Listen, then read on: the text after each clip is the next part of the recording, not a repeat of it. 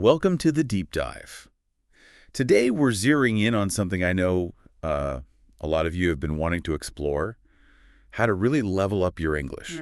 We've got a fantastic collection of advice here, covering all the essential speaking, listening, grammar, and vocabulary. Yeah, it's pretty comprehensive stuff we're looking at. And it's clear so many listeners are aiming to boost their skills, maybe to connect more easily with people, build stronger friendships. Or for work, right. Nailing that next career move. Or even just making travel smoother, more rewarding. Exactly. So that's our focus today, our mission for this deep dive. We've taken this wealth of resources and tried to boil it down. Right. Distilling it to the most effective strategies, the really actionable stuff, the things that will truly make a difference in your English learning journey. Think of it as your shortcut, maybe.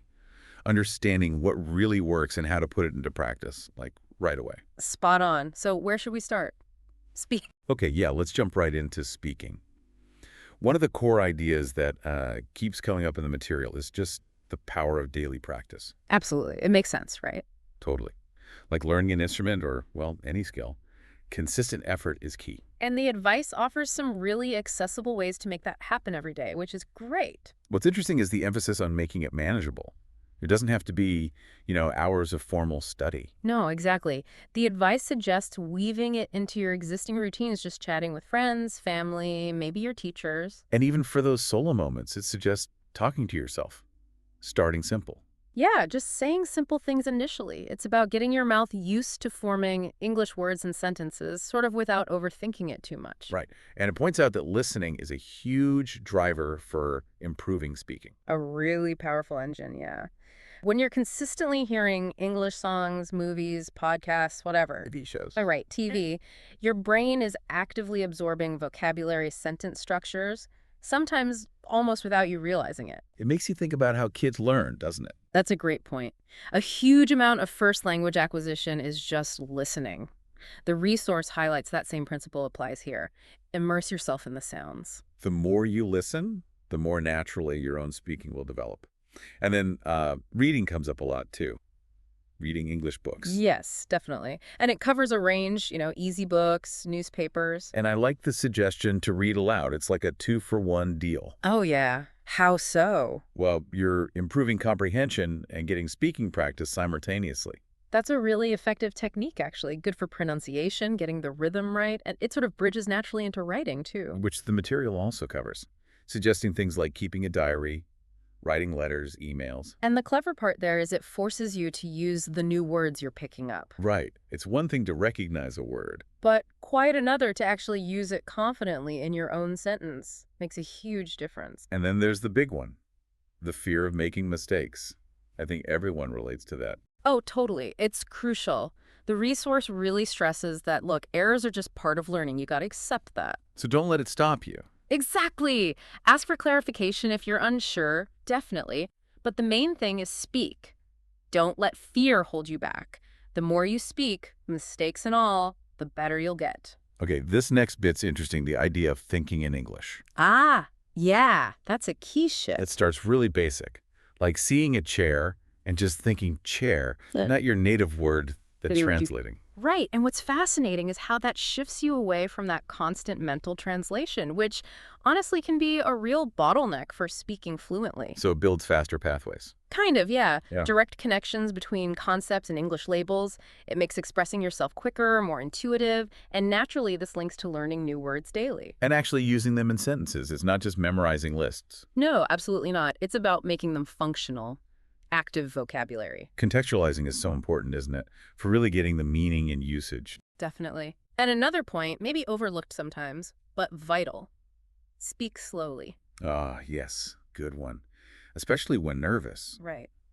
You tend to rush, but slowing down gives you time to think, speak clearly, and helps others understand you better. Makes a big difference. The material also mentions joining English classes. Which makes sense. Structured environment, teacher guidance, talking to other learners. It's valuable. And it specifically says, have fun with it. Learning shouldn't feel like a chore. Yes. So important. Games, movies, just chatting with friends, enjoyable stuff makes learning stick better. It's more effective because it's engaging. And we can't ignore technology these days. Oh, for sure. The advice points to all the apps, websites, Tons of resources designed to help. Interactive exercises, vocabulary builders. And making friends with English speakers, that's got to be one of the best ways, right? Real immersion. Invaluable. That's real-world practice right there. You get natural conversation rhythms, slang, new phrases, all in context. Watching English news is another tip mentioned. Yeah, that's good for staying informed, but also for boosting listening comprehension and hearing more, maybe, formal language. When joining speaking clubs for practice. Right. And supportive community, you meet people with the same goals, practice in a relaxed way, learn from each other, less pressure. And if you get the chance, traveling to English-speaking countries. Yeah. The ultimate immersion. Totally. There's really no substitute for just being surrounded by the language daily. Every little interaction is a lesson. Ordering coffee becomes practice. Exactly. Asking directions, everything. Then flashcards get a mention. Still useful. Yeah, a classic method. Great for visual learners, quick vocabulary review, and recording yourself speaking. Ooh, that sounds awkward. It can feel a bit weird at first, yeah, but it's incredibly helpful. You get to hear yourself objectively, spot pronunciation issues, things like that. And the idea of mimicking native speakers. That's a powerful one. Trying to copy their pronunciation, intonation, rhythm. It trains your mouth and your ear to the subtleties. Reading aloud comes up again here, too, for pronunciation and intonation specifically. Right. It reinforces that natural flow, the melody of the language. And practicing with a language partner. Like a language exchange. Yeah, fantastic reciprocal learning. You get feedback, catch mistakes, have real conversations. And using a mirror while you speak, that's a practical tip. How does that help? You actually see how your mouth moves for different sounds, helps you adjust for clearer speech. It adds a visual element. Online forums are mentioned, too, for written practice. Yep, still fundamental for overall development. Solidifies grammar and vocabulary in a different way. And writing scripts for conversation. To prepare. Exactly. It boosts confidence. If you've practiced a scenario, you feel much more ready for the real thing. The resource also touches on understanding different cultures. Crucial. Language isn't just words, it's embedded in culture. Understanding nuances means better communication, more meaningful connection. And setting small goals, rewarding yourself. Good for motivation. Definitely. Breaks down the big task, gives you wins along the way, keeps you going. And finally, patience. And just using English daily, consistent exposure. Yes, weaving it into everyday routines, even small ways, makes it natural, integral, and finding that language exchange partner great for mutual learning. Okay, quite a lot on speaking. Let's switch focus now to boosting vocabulary. Where does the resource suggest starting? Right back to basics. Start with common, everyday words, the essentials. Like apple, dog, car, house. Exactly, the building blocks you use constantly, and a really practical tip. Keep a running list of new words you encounter. Like in a notebook or phone. Yeah, whatever works. Actively writing them down helps lodge them in your memory. And then, the crucial bit, practice using them in full sentences. Because context is key, right? Absolutely. Using a word correctly in a sentence shows you really understand it. And reading easy English books gets another strong recommendation here. Good way to see new words naturally. For sure. And the active step is looking up the unfamiliar ones as you go. That's how you expand through reading. Listening to English media also comes up again for vocabulary. Yep. Pay attention to how words are used, songs, movies, news. That auditory context helps. And flashcards again. Clearly a favorite. Yeah, they keep popping up. Word on one side, meaning or picture on the other. Simple, effective testing and reinforcing. Learning words by category is suggested too, like animals, food, weather. That helps create mental links, makes related words easier to recall. It organizes the learning. And using a dictionary, obviously, paper or online. Indispensable. Always look up words you're unsure about, meaning, usage, everything. And then a good one. Learning synonyms and antonyms. Yeah, that really expands your expressive power. It gives you flexibility, precision. You understand the nuances better. Repeating new words aloud is mentioned again. Helps with memorization and pronunciation. Getting your mouth to form the words solidifies it. And making your own word lists, using those words in sentences. Active recall. Essential for long-term retention. Consistent, active application is what makes vocabulary stick. And the reminder to be patient. Building vocabulary takes time. It really does. Plus, technology gets another nod. Lots of apps and sites for vocabulary building. And talking to yourself again, but this time using the new words. Yeah. Low-pressure practice builds confidence in actually using the new stuff. Understanding word families like happy, happiness, unhappy, that seems efficient. Very strategic. Learn multiple related words from one root. Much more efficient. Reading the same story multiple times, how does that help vocabulary? You pick up different things each time, new words or nuances you missed before. It reinforces learning. And the ultimate goal, using the new words in your speaking and writing. That's the real test. Active application makes it permanent working knowledge. And thinking in English helps access vocabulary faster. Exactly. More natural recall when you need it. Okay, should we delve a bit deeper into practicing the speaking part again? Some more detail there? Yeah, let's do that. So again, practicing with friends or other learners is reiterated. Simple topics first. Keeps it manageable, builds confidence, and talking to yourself, maybe describing your day as you go. Like narrating your life in English. Pretty much. Constant, no pressure practice. And listening to native speakers. Trying to copy them, that imitation aspect is key. Mimicking pronunciation, intonation. Mm. Trying to sound more natural. Spot on. And repeating what you hear in English media, good for training the ear and the mouth together. Starting with simple sentences is stressed again. Build that foundation. Yeah, don't try to run before you can walk. And speaking slowly and clearly, can't emphasize that enough. Improves comprehension for others, gives you thinking time.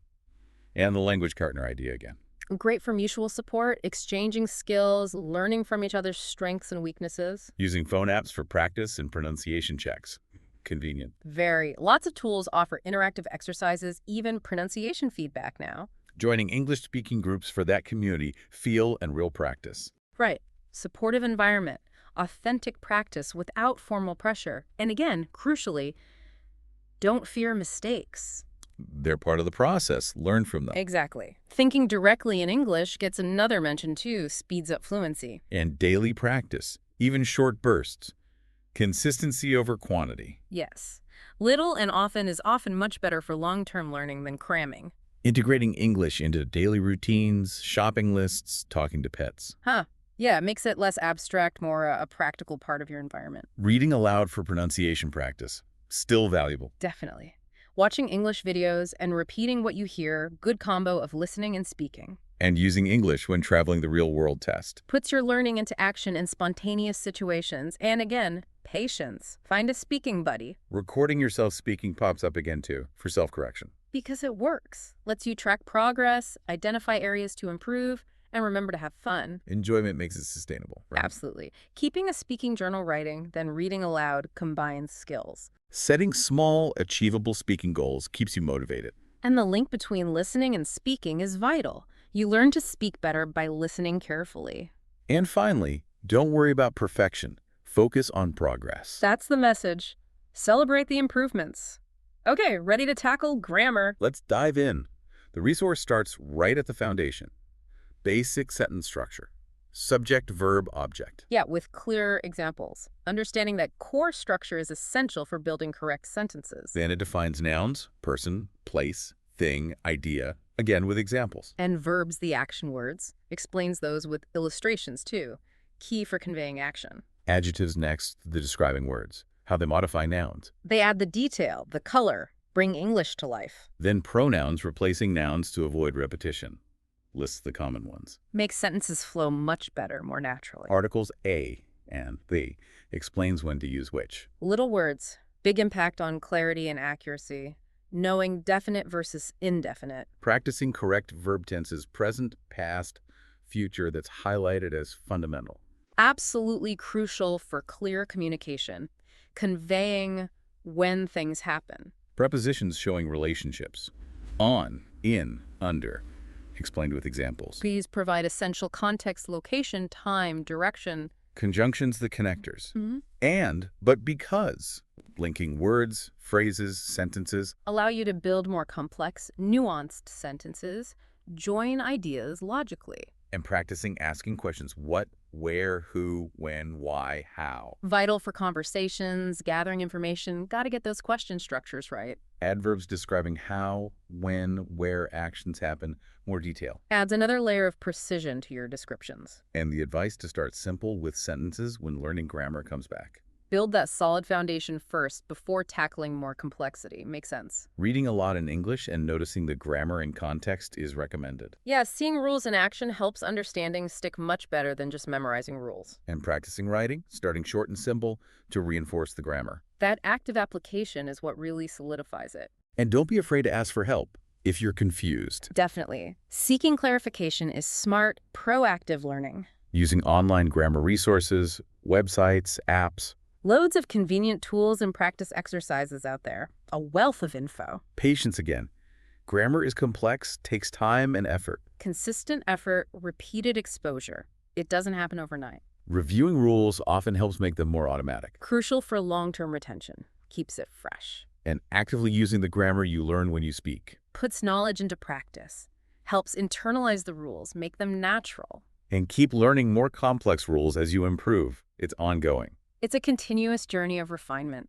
Okay, finally, let's revisit vocabulary building with a bit more detail. Sure. So again, start with common words, read daily, look up new words, note them down. The fundamentals. And listen to English media. Write down new words you hear. Combine listening and writing. Using flashcards and learning words in groups or categories is mentioned again. Helps with memorization, creates those mental links, makes it more manageable. And stressing the practice speak. And write using the new words. Active use is key. Transforms passive knowledge into active skill. That's the goal. Learning synonyms and antonyms expands word knowledge, adds nuance. Gives you more ways to say things, deepens understanding of meaning. Watching English videos, maybe with subtitles at first. Great way to learn in context, combines visual and auditory learning. Very helpful. Using a dictionary consistently, and the goal of learning one new word a day. Small, consistent effort adds up significantly over time. Powerful habit. Joining a language group for social learning and practice. Collaborative learning, conversations. Reinforces vocabulary in a real context. Reviewing old vocabulary so you don't forget, and learning from mistakes. Regular review solidifies long-term memory, and mistakes are just learning opportunities. Healthy mindset. Using online vocabulary resources, reading aloud. Make it engaging, use multiple senses, enhances the learning. And making it fun, being patient. Key for sticking with it long term. Absolutely. Positive attitude, consistent effort. That's how you build a strong vocabulary. Okay, last main area, improving listening skills. Right. The resource kicks off by saying, listen to English every single day. Consistency again. The absolute key, constant exposure trains your ear and brain. And start with slow, clear English first. Yeah, build that foundation. Avoid getting overwhelmed by fast or accented speech early on. Listen for familiar words you already know. Builds confidence, gives you anchor points to understand the rest. And listen to the same thing multiple times. Each listen reveals more detail, deepens comprehension. Very effective. Using subtitles strategically, especially at the start. Great support. Visual reinforcement helps with new words or complex sentences. Exposing yourself to different English accents. Important. English isn't uniform. Broadens your overall understanding of how it's spoken globally. Practicing with short, focused listening exercises. Lots of platforms offer these. Good for honing specific skills. And listening to real, natural conversations. Get used to the authentic flow, informal language of everyday speech. Listening to English news is suggested again. Stay informed. Learn more formal language and structures. 2 birds, 1 stone. Watching English TV shows and movies. For fun and learning. Yeah, engaging with language in an entertaining, story-driven context makes it more enjoyable. And don't be afraid to ask for help if you don't understand. It's okay. Seeking clarification is proactive, not a weakness. Taking notes while listening to help focus. Yeah, keeps you engaged, aids memory, jotting down keywords or main ideas. Listening to podcasts on topics you like. Combines language learning with personal interests, boosts motivation, makes it relevant. Practicing listening with a partner. Interactive learning. Discussing what you heard, analyzing it together, deepens understanding for both. Focus on grasping the main ideas, even if you miss some words. That top-down comprehension is a valuable skill. Get the gist. Repeating what you hear helps listening and pronunciation. Actively mimicking the audio input really reinforces it. And patience. Listening skills develop gradually. It's incremental progress. Consistent effort is what matters. Focus on pronunciation while listening. Train your ear. Helps distinguish sounds, words, the nuances of spoken English. Paying attention to nonverbal cues if you can see the speaker. Body language, facial expressions, communication is more than just words. And enjoy the process. Make listening fun. Makes it sustainable. Find pleasure in it. You'll stick with it. And finally, daily practice. Back to where we started. Consistency. Truly the cornerstone for all language skills. So as we wrap up this deep dive, wow, the main message seems crystal clear, doesn't it? Yeah, it really comes down to consistent, varied practice across everything. Speaking, listening, vocabulary, grammar.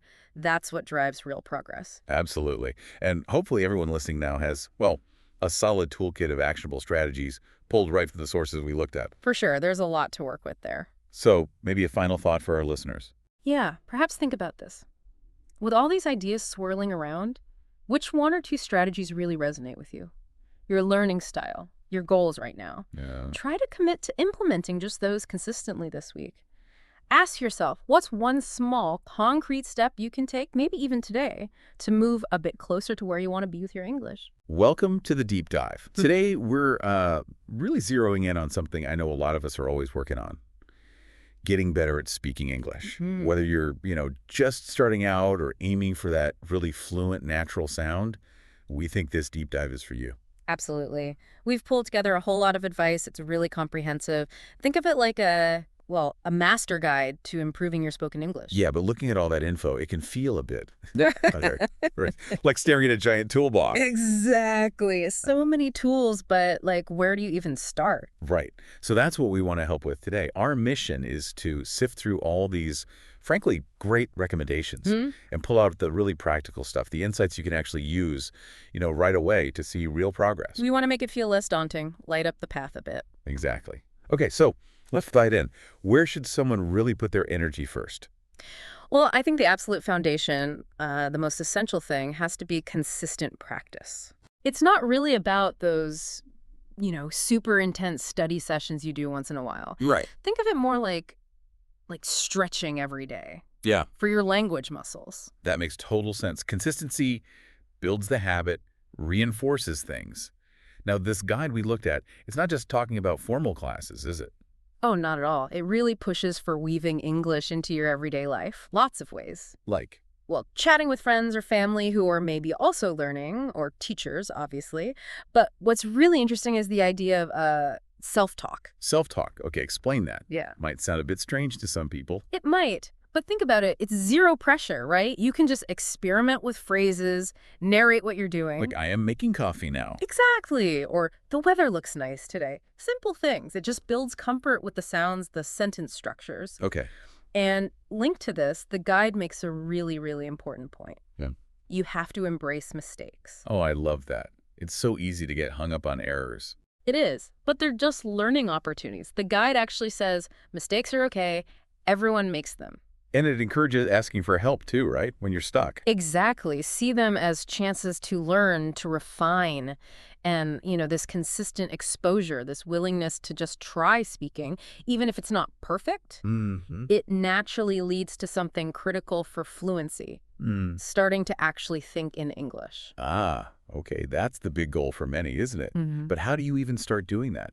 Shifting your internal thoughts. The guide suggests starting really concrete, simple object recognition. So I see a chair. You think chair, not the word in your first language, then translate. Bypassing the translation step. Right. You're building that direct link in your brain. Object to English word, concept to English word. It gradually cuts down your reliance on translating back and forth. Okay, like building an internal English to English dictionary. Pretty much, yeah. Bit by bit. That makes a lot of sense. It's rewiring things slowly. Yeah. So from that base, regular practice, starting to think in English, the next logical step has to be vocabulary, right? Getting more words. Absolutely. More words mean you can say more, understand more, be more precise. And the guide, wow, it offers a ton of ways to do this. Okay, so where's a good place to start with vocab? It can feel overwhelming too. Well, the guide is clear. Start simple, everyday words. Laws. Water, food, walk, happy, big, small, the absolute basics you use all the time. Build that solid foundation first. Right, before tackling like academic language or something. Exactly. And then for actually building it, several practical things come up. Making word lists classic, right? Notebook, app, whatever works.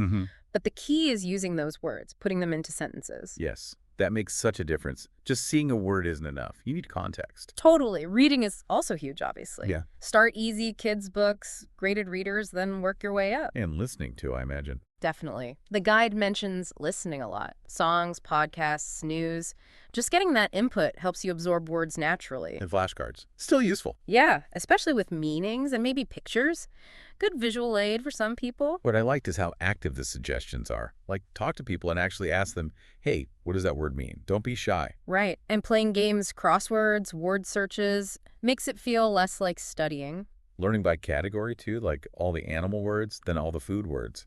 That seems smart for organizing. It definitely helps with recall. And, using dictionaries, paper, or online to really get the nuances. Synonyms and antonyms, too, learning words with similar or opposite meanings. That expands your options quickly. It does. And the guide even suggests, again, talking to yourself to practice the new words you learn. Oh, okay. And leveraging technology, obviously. Apps, websites, YouTube. So many resources.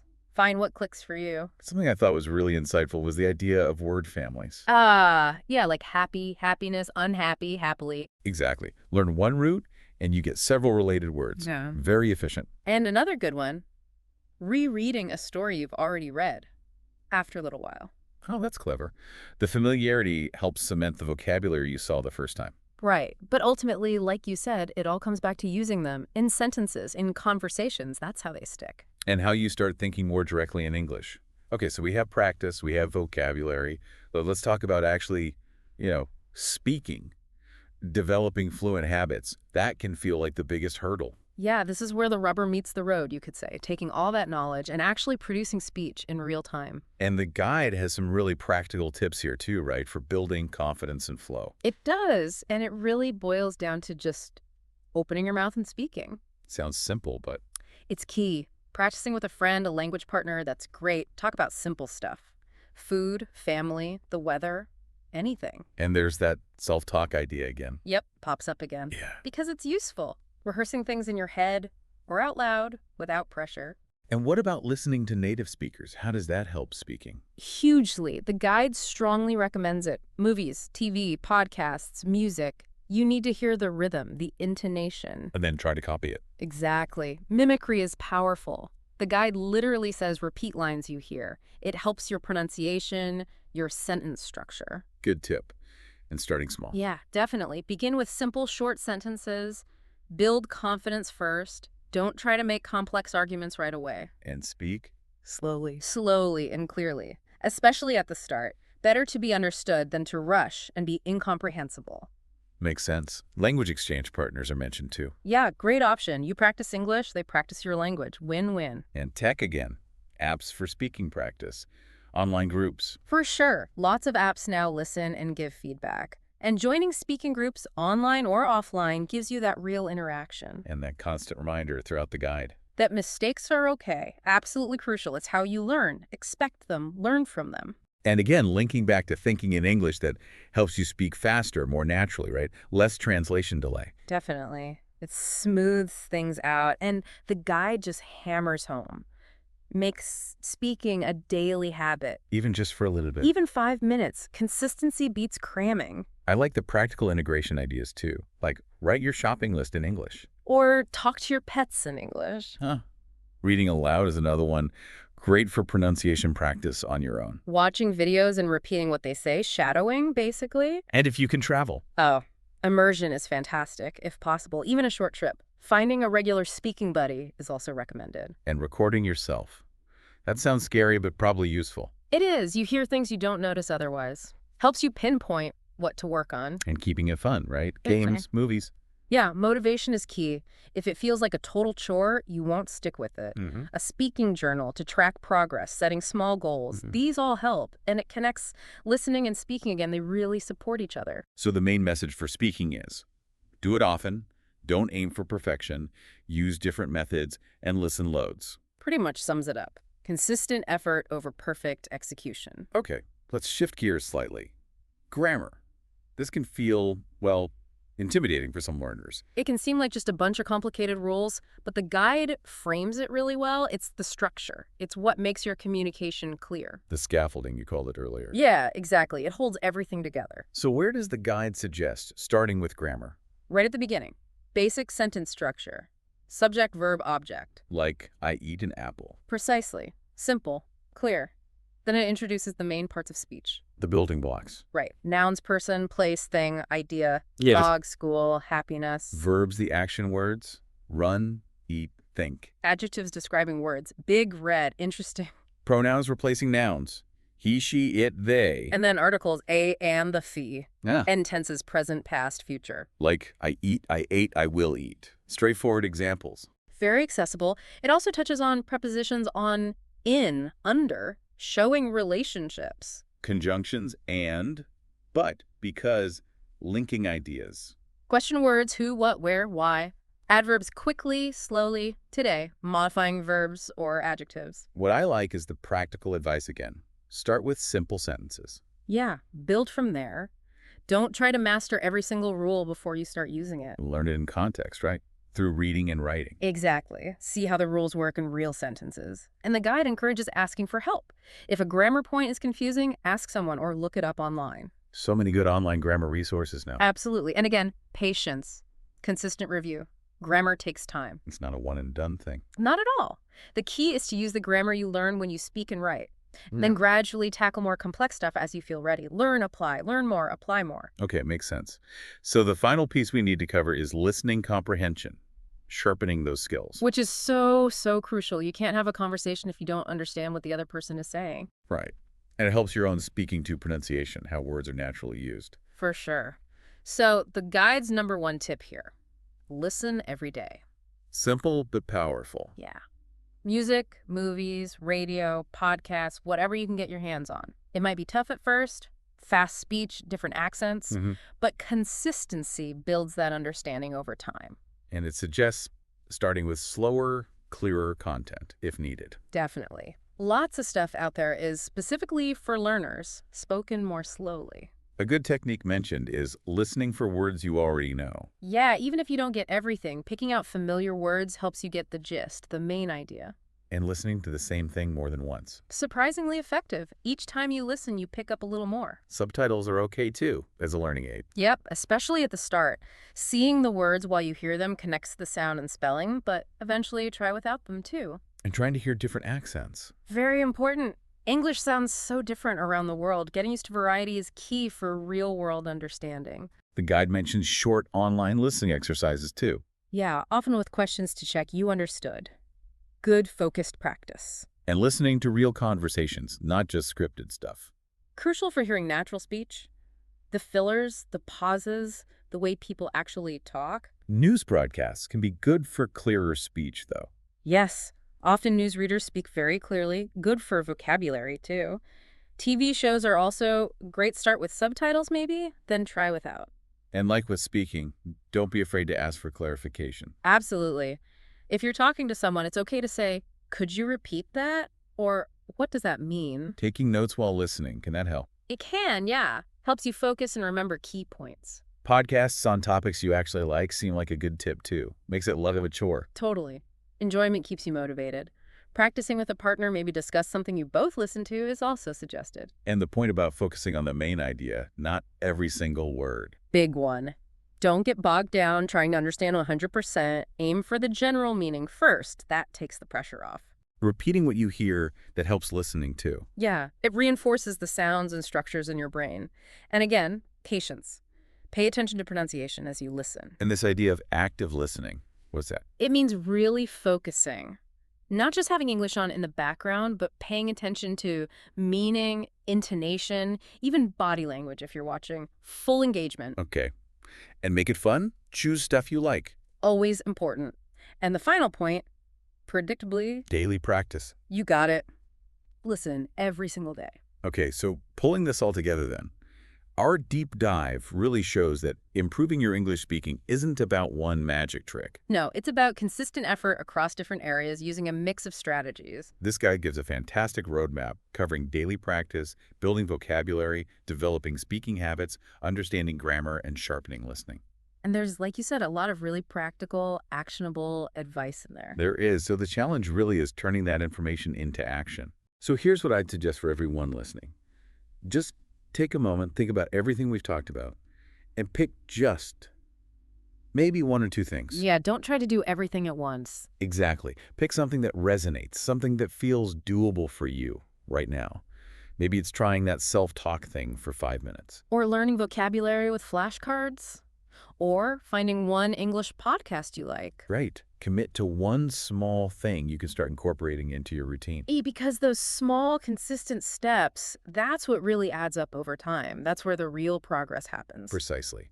So considering all those ideas, the 29 speaking tips, 20 vocab methods, 24 practice ideas, 20 grammar suggestions, 21 listening techniques we touched on, think about this. What specific, manageable change can you weave into your daily life starting today to really boost your English speaking journey? What small shift could create that big impact for you down the line? That's something to think about from this week's Deep Dive.